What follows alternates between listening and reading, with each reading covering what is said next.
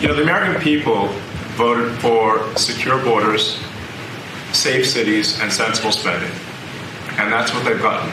A tremendous amount has been accomplished in the first 100 days. As everyone has said, it's more than has been accomplished in any administration before, ever, period. This portends very well for what will happen for the rest of the administration. I think this could be the greatest administration since the founding of the country. Well, we all want to thank you for your help. You really have sacrificed a lot. Been treated very unfairly. Well, they do like to burn my cars, which is not great. Could be better.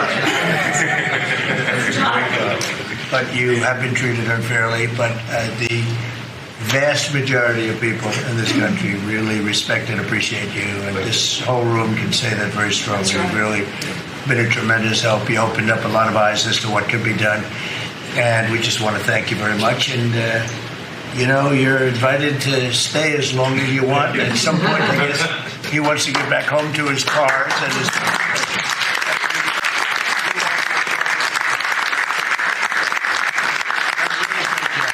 He's done an incredible job. $150 billion. Think of that. Yeah. It's 160 now.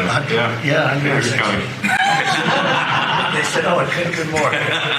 And a lot of stuff is being worked on. That number could be doubled and even tripled. A lot of things are being worked on that we don't count yet because it's not quite there. But you've done a fantastic job, and we appreciate it very much, Elon. Thank you. It's also an honor to work with your incredible cabinet. I'd just like to say thank you, everyone.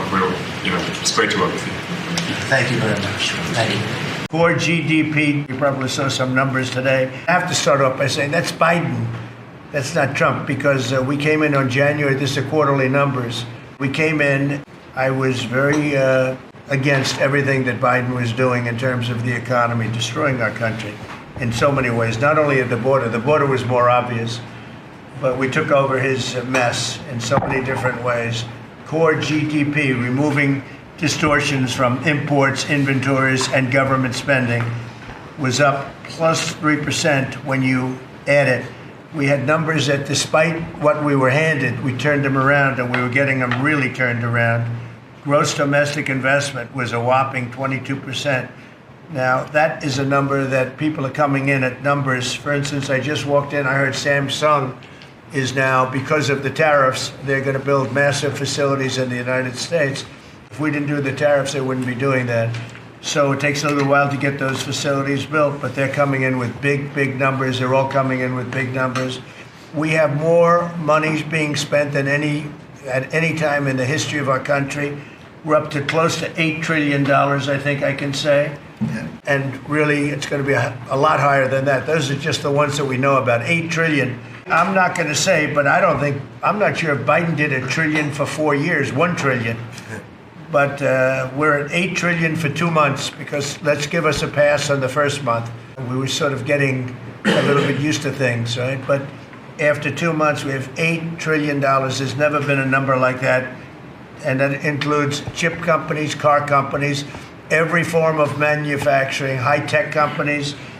Nobody's ever seen anything like it. So $8 trillion. I can talk about gross domestic product, gross domestic investment. I can talk about a lot of things, but to me, the biggest numbers, the kind of numbers that are, and these people are coming in.